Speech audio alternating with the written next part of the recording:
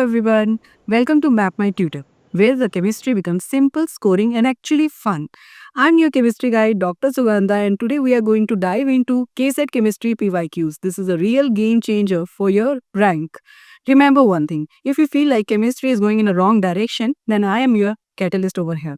Let's start with the questions.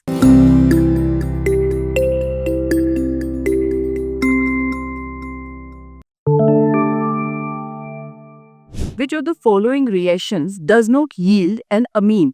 Let's see. Rx plus NH3 ammonia. What will we get? It will be R, NH2 and HX. So we are getting amine, so this can't be our answer. Next is RC triple bond N with hydrogen and nickel. Hydrogen and nickel is the reducing agent. So we'll get RCH2, NH2 in this case. So this can't be an answer as well. Third option is nitrile with water. See, this is a very important reaction.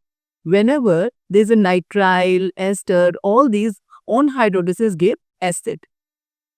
Okay, so we will not get amine. So this is the right answer. On hydrolysis of nitrile, we will get acid. Okay, here also LiLH4, this is a very strong reducing agent, and in this case we will get RCH2NH2. So apart from this third option, in all the cases we are getting amine, so third is the right answer. Okay, so let's see, where is this? Only 3. So B is the right answer. Match the compounds given in list 1 with the items given in list 2. Benzene sulfonyl chloride. What is the structure of benzene sulfonyl chloride? It is SO2Cl. So this is known as Hinsberg reagent. This is very important reagent. You must know this name. This is known as Hinsberg reagent. Okay. Next is sulfonilic acid. That is SO3H and NH2. So this is a zwitterite. Whenever if a molecule, there is a dipole, that is a positive and negative part, both are present, that is SO3 negative, NH2 positive, both are present, such type of molecules are known as zwitterite. Okay. So sulfonilic acid is a zwitterite. Next is alkyl diazonium salt. What is alkyl diazonium salt? Let's see this. So N, triple bond N, this is diazonium. This we represent for a diazonium, okay, N triple bond N. When this is a good leaving group, we will get this thing. So carbocation, this carbocation is not that stable, or this is a stable, but it will react with water and tend to form this OH. Okay, so dialkyl diazonium salt will give conversion to alcohols on reacting with water. Okay. So, alkyl diazonium salt, in this case, this is very good leaving group. N2 is a good leaving group and we will form alcohol. Next is aryl diazonium salt. This is the only option left and it is used in the preparation of dyes. So, for 1, we will go for B. Here it is 1 for B, 2 for A and 3 is for D and 4th is for C. So, this is the right answer. C is the right answer. Okay. The number of orbitals associated with nth shell of an atom. See, this n shell. There are shells, I hope you remember, that is K, L, M, N. These are the shells. So, he is asking the number of orbitals in this n shell. So, for this, n value is 1, 2, 3 and 4. For calculating the number of orbitals, formula is n square. That means 4 square. So the answer is 16. So in the nth shell, there are 16 orbitals are present in the, okay, so in an atom. So see, which 16 orbitals are these? N shell means it has S, P, D and F orbitals. Okay. For S, there is 1. For P, there are 3 orbitals. For D, there are 5 orbitals. And for F, there are 7 orbitals. Its total is 60. Okay. According to the Heisenberg uncertainty principle, the value of delta V delta X for an object whose mass is 10 raised to power minus 6 kilogram. We need to calculate the value of delta V and delta X. So first tell me, what is Heisenberg uncertainty principle says? What is it? According to Heisenberg uncertainty principle, we can't calculate the value of a position and momentum both with accuracy at the same time. Okay. For this, the formula is delta V delta X is equal to h by 4 pi m. This is very, very famous and important formula. You must know this formula. So this is velocity and this is position. Okay, this is mass and this h is a Planck's constant. We know the value of h, that is 6.626 into 10 raised to power minus 34 joule second by 4. Value of pi is 3.14 and the mass given is 10 raised to power minus 6 kilogram. Now, as this mass is in kilogram, we need to convert this units. 1 joule is equal to 1 kilogram meter square per second square. So, we will convert this and we will write kilogram meter square per second square, and then this second will cut with it and it will give -1 and this kilogram will cancel out and we will get the answer. This 5.2 into 10 raised to power minus 29 meter square per second. Okay. So, on calculation, you will get the answer C. Given below are the two statements. We need to tell which statement is right. Statement 1. Adiabatic work done is positive when work is done on the system and internal energy of the system increases. Is this statement right or wrong? Yes, this is right. Because whenever work is done on the system, it is always positive. Okay. Remember, work is done on the system. This is positive. And work is done by the system is negative. Okay. So, he is talking about work is done on the system. So, it is positive, it is right. And also asking that internal energy of the system increases.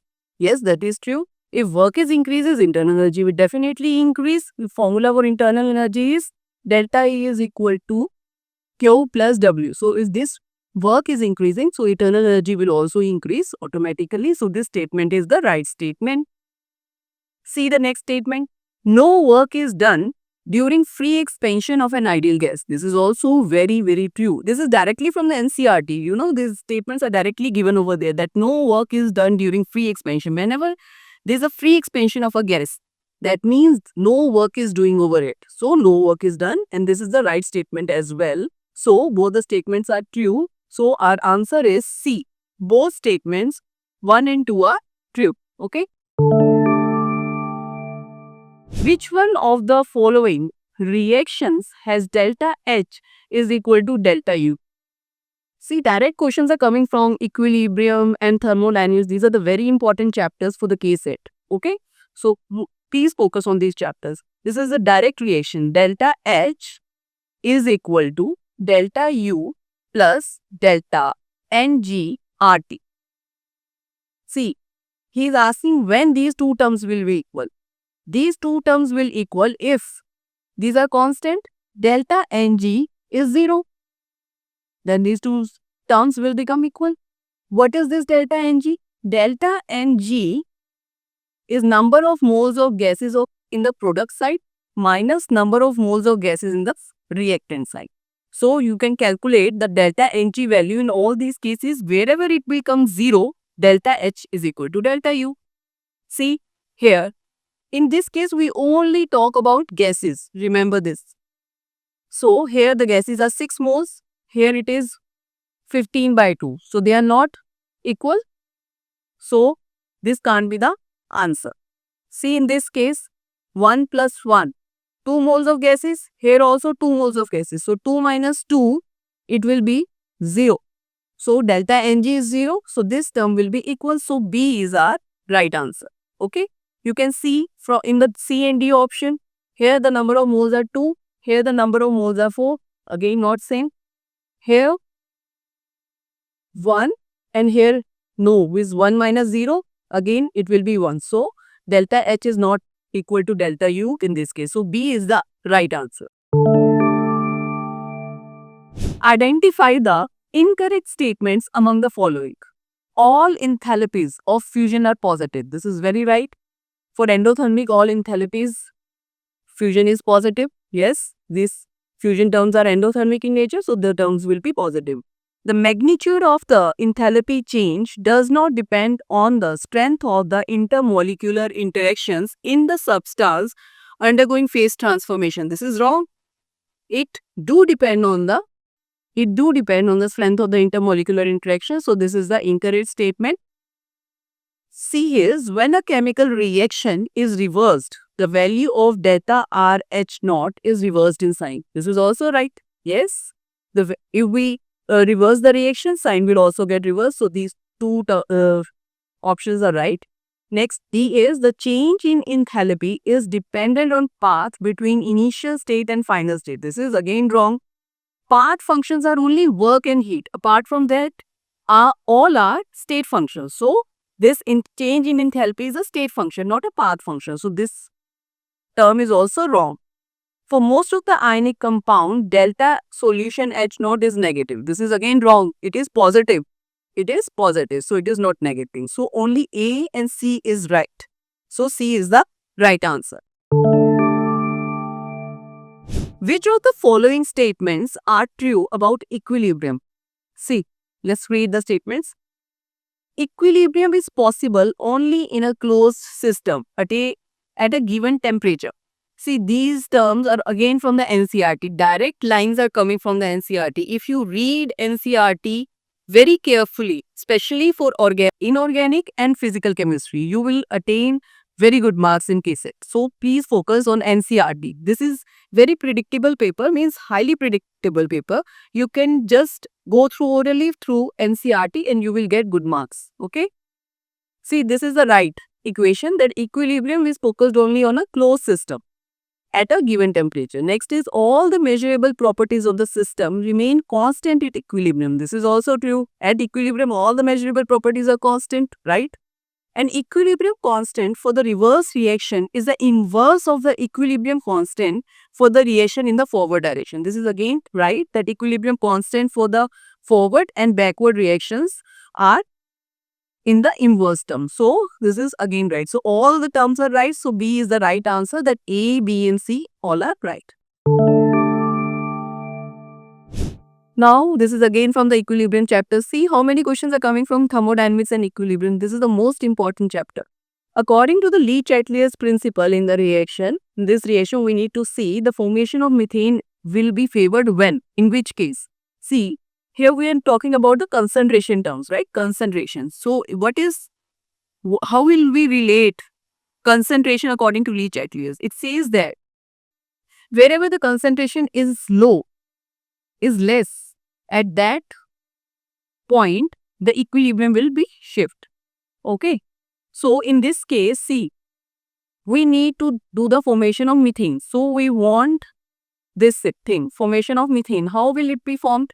If the concentration of carbonyl, this carbon monoxide is high. If the concentration of carbon monoxide is high, means reactant side is high, then the product side concentration will be less. If it is less, equilibrium will shift towards this side, right? So increasing the concentration of carbon monoxide is the right answer. First thing. Next is increasing the concentration of water.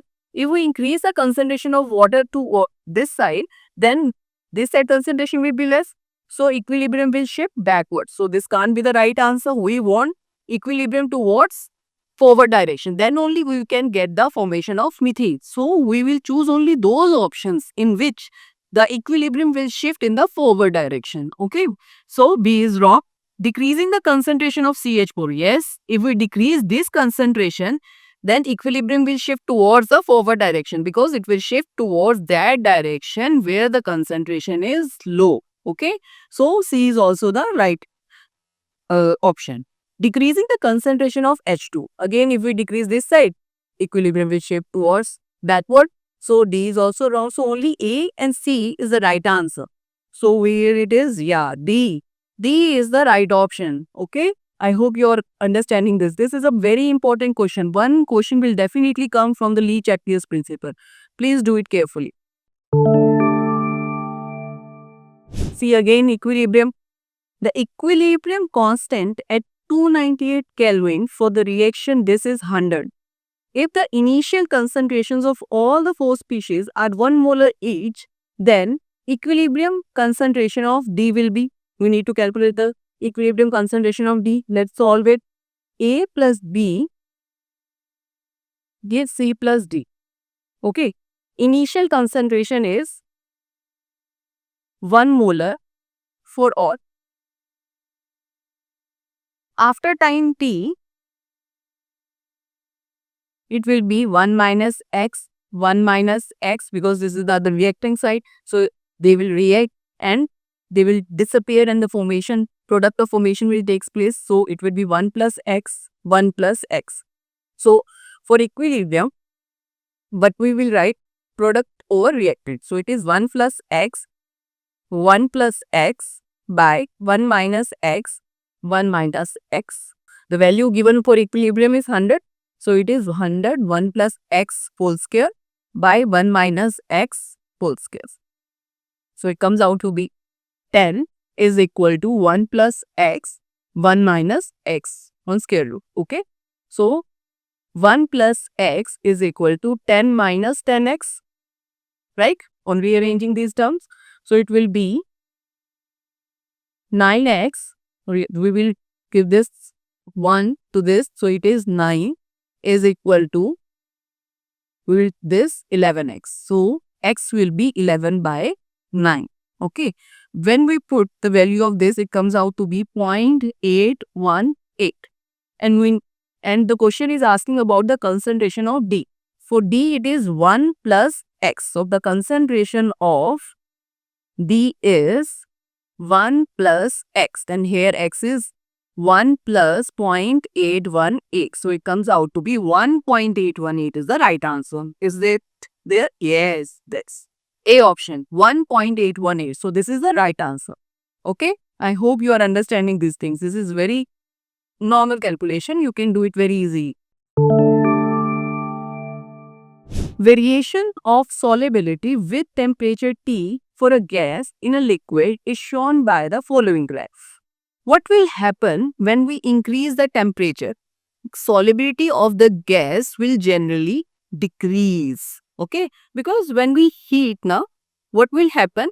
Kinetic energy of the gaseous molecule will increase and they will try to escape out from the solution. So the solubility will decrease. Is there any graph where we can see the decrease in solubility? Yes, option B.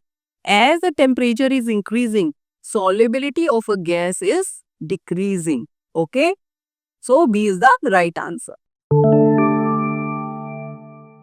180 gram of glucose is dissolved in a 1 kilogram of water in a vessel.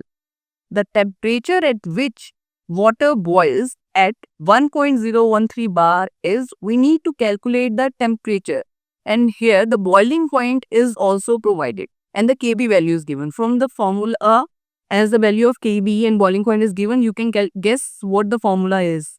We need to calculate the temperature. Here the formula will comes delta Tb is equal to I Kbm. This is for the elevation in boiling point in the colligative properties. I hope you remember. Yes? So this formula we will use for solving this question, where I is the Bandt Hoffe factor. And for glucose, the value of I is 1. Because it is a known electrolyte. It will not dissociate into ions on dissolving in a solution. So the value of I is 1 for glucose. Kb value is provided. M is molality. What is molality?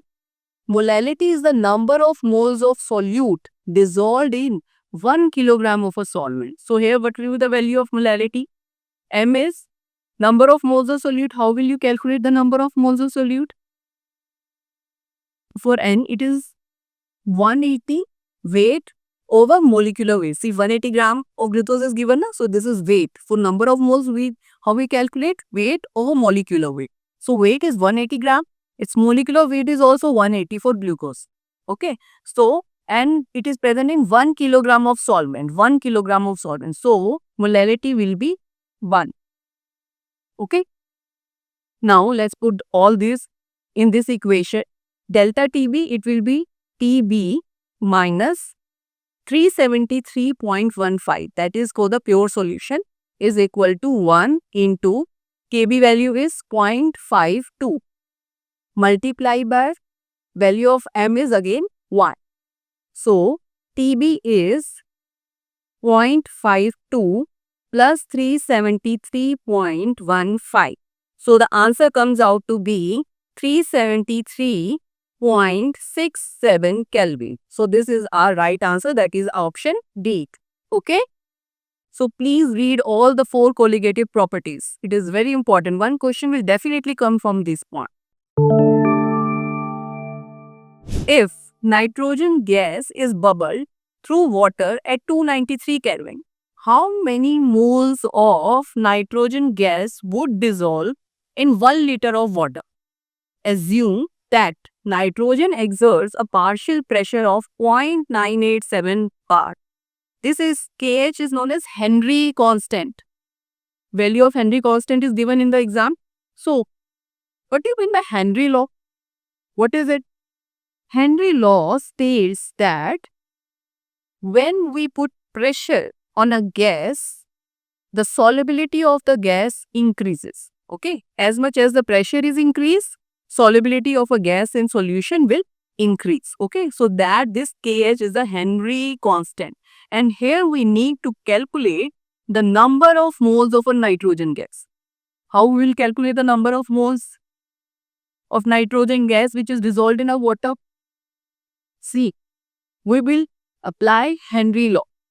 According to Henry law, V is for pressure, Kh is Henry constant and X is the mole fraction. This mole fraction is for the nitrogen gas. We need to calculate the mole fraction first. Because mole fraction, from mole fraction, we can calculate the number of moles, right? Xn2, this is mole fraction. This is the number of moles of nitrogen and number of moles of nitrogen plus number of moles of water. If we calculate these two terms, we can calculate the number of moles of nitrogen. Very simple. See, pressure over Kh. Now, what is the value of pressure here? It is 0.987. 0.987 bar. Value of Kh, that is 76.48 kbar. So, it comes out to be 1.29 into 10 raised to power minus 5. And remember, here, this will convert into 10 raised to power minus 3 and bar will get cancelled. And this mole fraction is always unitless, okay? X and 2 comes out to be this term, okay? Now, we will put this value here. As the solution is very dilute, we will consider it as n number of nitrogen by n number, means number of moles of water. Now, how will you calculate the number of moles of water?